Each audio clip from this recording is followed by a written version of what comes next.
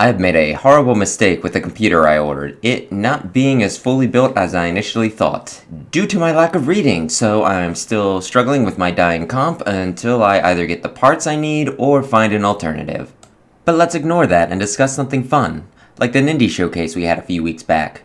And sure, it obviously didn't contain the latest Smash reveal or more info on Breath of the Wild 2 or an F-Zero revival like we might hope from a normal direct, but I still think it was really good. The games looked fun and interesting, the developers all seemed like lovely people, and other than one game, all of them looked like something I wouldn't mind playing if I could find the time. And then to celebrate the showcase, the Switch eShop was running a huge sale on many indie titles, some of which were shown off in the presentation and others just as part of the promotion. So this week, I picked up several of them and hammered through. So the first indie game I played was Savage Halloween by Cubite Interactive. It's a pixely, platforming, run-and-gun, retro-style game. Once a year, on Halloween, monsters enter our world and party, but this year they decide that they do not want to go back. This leads a jack-o'-lantern with a body and a shotgun, a dog that can transform into a werewolf, and a vampire who is the daughter of the main antagonist to take up arms against the hordes and fight to send them back. They do this by traveling from left to right through 7 stages, fighting your way through and taking out the boss at each end. Each of the characters have different stats, and there are 2 different difficulties, normal and hardcore. I went with James on normal, because he has balanced stats and I like jack-o'-lanterns, and I'm not a crazy person who does hard mode on a first playthrough. You have infinite ammo for your basic gun, then can get finite shots of other type of ammo, such as the bat spread shot or the ghost which can go through walls, along with your specials, which didn't really seem to do much to impress. You can angle your shots, and James at least could double jump, which was helpful. When you start a game, you can begin at any stage that you've unlocked, and each are broken up into 6 parts with checkpoints, though it's not always obvious when you reach a new checkpoint. Many of the stages have sections where the gameplay style changes as well, such as flying through the sky and shooting instead of platforming, or where you ride a penguin constantly sliding forward and avoiding obstacles, which is reminiscent of that one notorious section of Battletoads. You know the one. These can vary between a fun distraction to a frustrating chore, depending on how hard it is to pick up the one-and-done mechanic, how long it lasts, and just how well in general it's executed. You start each play session with 3 lives, though you can find more of course, and when your health runs out, you spawn right back in if you still have lives remaining. If you run out, you have 3 continues and will start back at a checkpoint instead. The levels are a bit longer than I'd like. I'd prefer more, shorter levels, to be honest. So if you mismanage your tries, you can get game over near the end of a stage and end up having to replay 10 or 15 minutes of something. Of course, this might just be my ADHD making me impatient and probably won't be a deal breaker for many. What is pretty obnoxious is how, at times, the game seems to expect you to react to things that are off-screen, and at others, there are a lot of enemies on screen at once. It makes me wince trying to imagine what hardcore mode might be like. That said, overall, I did have a good time with the game. It only took me a few hours to beat, and at only $5, me actually getting it half off on sale on top of that, and with the different difficulties and characters giving it replay value, I don't regret it. I don't think you need to seek this game out, but if you need a way to kill a few hours and want to toss a few bucks at an indie dev, you could do a lot worse. Then there was When the Past Was Around, by Chorus Worldwide Games Limited. Bit of a mouthful. Anyway, the game is a point-and-click puzzler, which is why I'm showing the store page and not gameplay. Don't want to spoil anything. The game is about a young woman going through a period of loss. She relives several memories, solving puzzles to advance through them in order to find closure. So yeah, puzzle solving, pretty aesthetics, indie game that deals with mental health. Because of course. AAA doesn't care about mental health. When was the last time you saw a title like that from a big studio? Oh, right, Balan Wonderworld. I think you cured depression in that game or something. I'm sure it's more coincidence than correlation, but maybe leave these things to the smaller studios, just in case. Anyway, there's a prologue and then 5 chapters. The puzzles are mostly clever, but a few are a bit obtuse. Because I feel like I must confess this, as if I were a Catholic confessing my sins, I did need to look up solutions 3 times. The first because I didn't know how to interact with a puzzle and needed it pointed out that the right stick has functionality. The second I looked up the answer and then reverse engineered the solution, so I do feel like I have solved it. And then the third for a board game-esque puzzle that, even after looking up the solution, I still don't think I could solve it if I went back. Doing that one on my own probably would have added an hour to my playtime. The game itself isn't too long, only a few hours for the average playthrough. That said, the game is lovely, the story touching, and the puzzle's mostly fun. A demo is available that lets you play through the full prologue, so if you have any interest, there's no reason to not at least give it a try. After that was Stichy in Tooki Trouble by Polygoat. It's a colorful little platformer. You play as a scarecrow who is chilling out in a cornfield when a mass of tikis, or Tookis, I suppose, sweep through the field, snatching up all the corn. Stichy then comes to life and goes through a series of levels to reclaim the produce. There are 3 worlds to get through, each with 9 levels and a boss stage. Each of the normal stages also have 3 totem pieces to collect, and if you get all of them in a world, an extra challenge stage is unlocked. In each level, there is 1 checkpoint around the middle and ears of corn to collect, with each 100 ears earning you a life. Stichy can jump, double jump, and ground pound to get around. There are also a number of minecart levels.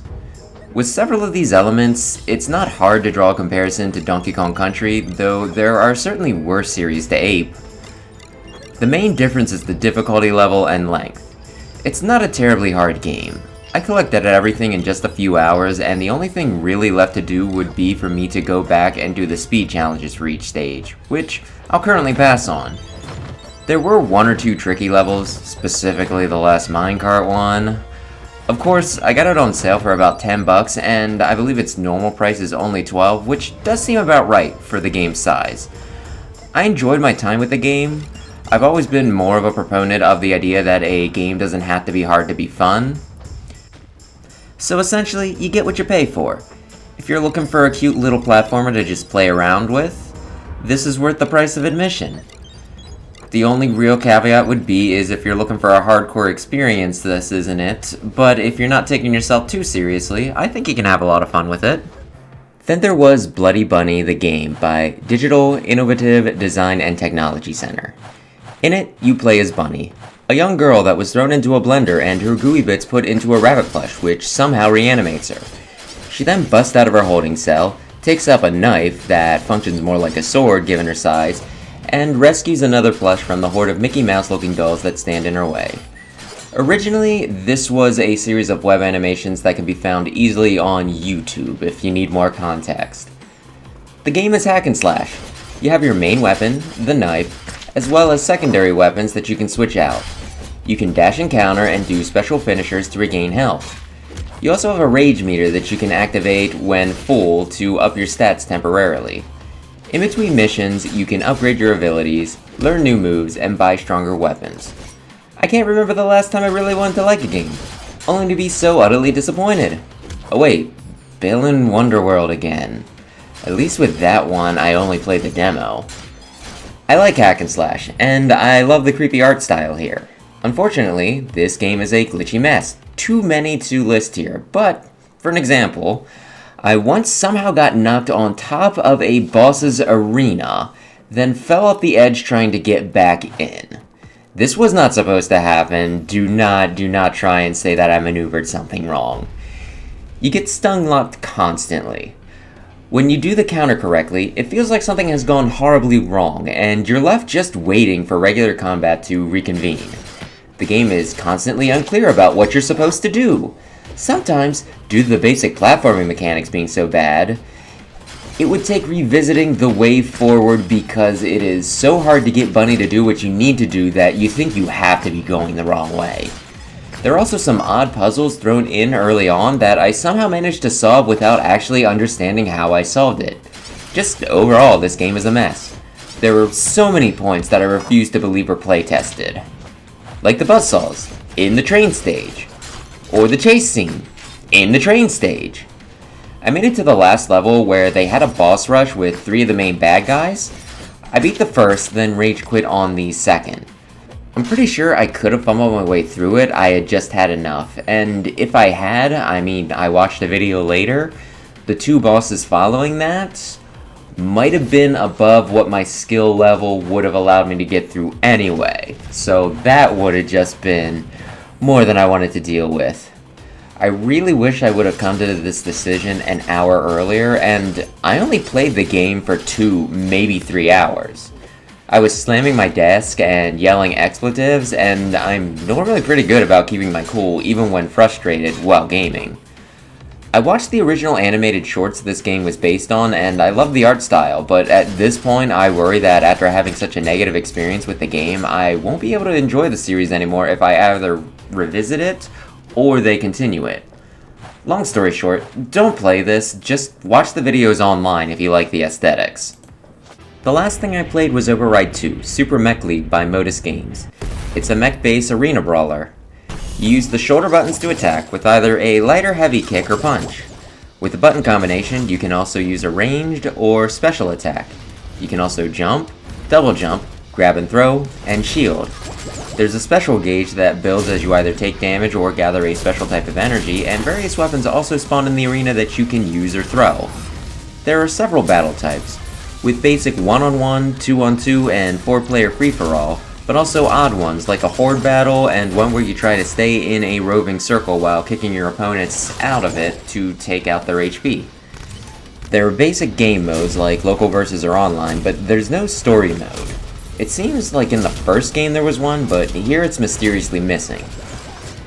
There is still a one-player mode where you start a career as a mech pilot and talk to the only character in the game that acts as your agent.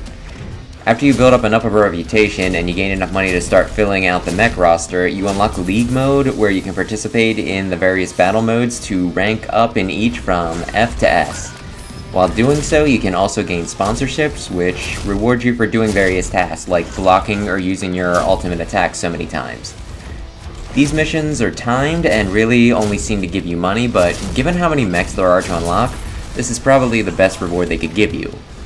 I counted 23, though there may be 1 or 2 you need to do something special to unlock, and I also did get a few extra Ultraman characters by buying the Deluxe Edition. I'm currently trying to unlock everything, and I'm about halfway through from what I can tell. Since there's no story mode though, I don't feel the need to complete the one-player mode, although I may get around to doing it over time. Regardless, I feel I did play enough to talk about it, and personally I love it. Mechs are cool, and I have enough fun just grinding up cash to unlock things. That said, it doesn't seem to have too much of an online presence, so if you're not gonna enjoy just the core gameplay against CPUs, you probably won't get much out of this. Of course, even with that said, that seems to be a problem with most fighting games when you think about it. You can play it online, you can play it with friends, you can play in arcade mode that might have one extra little bit of frickin' cutscene at the end of it. So, yeah, I don't know. If you like the visuals, there's a lot of character variety in this, you might have some fun with it. But if this seems to be the sort of thing that'll get repetitive, you can stay away. You just kinda gotta judge this one for yourself. Personally, I love it. And yes, the main one I play is this yellow one here that shoots the stink of bubblegum, cause she frickin' rules!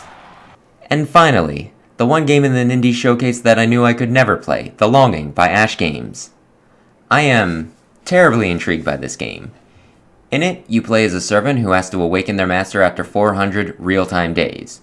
The timer starts after you begin the game and will continue even when the game is powered off. While it's on though, you have to find ways to pass the time. There are so many ways to play that I'm super curious as to how people will take to it. Will they play it once and stop back after a year from now to check on the ending? Will they play as much of the 400 as they can? I can see really specific streaming channels popping up for this, maybe leaving the game on even when they stop playing, or if there's a really organized group, maybe a set of people playing the game through in shifts. I know there was a general gaming channel like this in the past that used that as their gimmick. Regardless, I can see people hacking the game to see the ending early, and also just a lot of gameplay videos cropping up 400 days after the game's release to see the ending legitimately. I don't have the attention span to play something like this, but I'm very interested in how other people will take it. It's a unique concept, and the developer who spoke on his title seemed like a nice guy, so I hope it finds an audience, but I could be putting too much thought into it. I don't know, what do you think? Besides that, I read through the second edition of the Marvel Comics Encyclopedia. Not sure why, since I also have the third edition to read through, so this contained a lot of outdated info. Probably it's just because I'm a crazy person, with OCD that dictates that I must read through every book I buy, even if it brings me no benefit or joy. That's why I'm still force-feeding myself Atlas Shrugged after over 5 years of reading it. Mewtwo is also doing well, for those concerned. We're done with eardrops, unless she needs them again. She has another appointment later this week, but I think she's pretty well recovered at this point, so thanks to anyone who was thinking of her. So that will do it for this week. I played 5 games, with only 1 being terrible enough to drop, and discussed the 6th. This puts my backlog at exactly the same place it was before, since they all came from my wishlist. What is wrong with me? Still, I'm always glad to give some indie games some love, and making a special episode for them seemed like a cool idea. So with that said, thanks for watching, maybe subscribe if you like this sort of thing, and I'll see you next week. I should have another RPG done, this time with motion controls, and no promises, but new Pokemon Snap comes out Friday, so maybe, just maybe, I can get my first impressions together. For now though, let me know what you thought of the spectacular, and have a good day!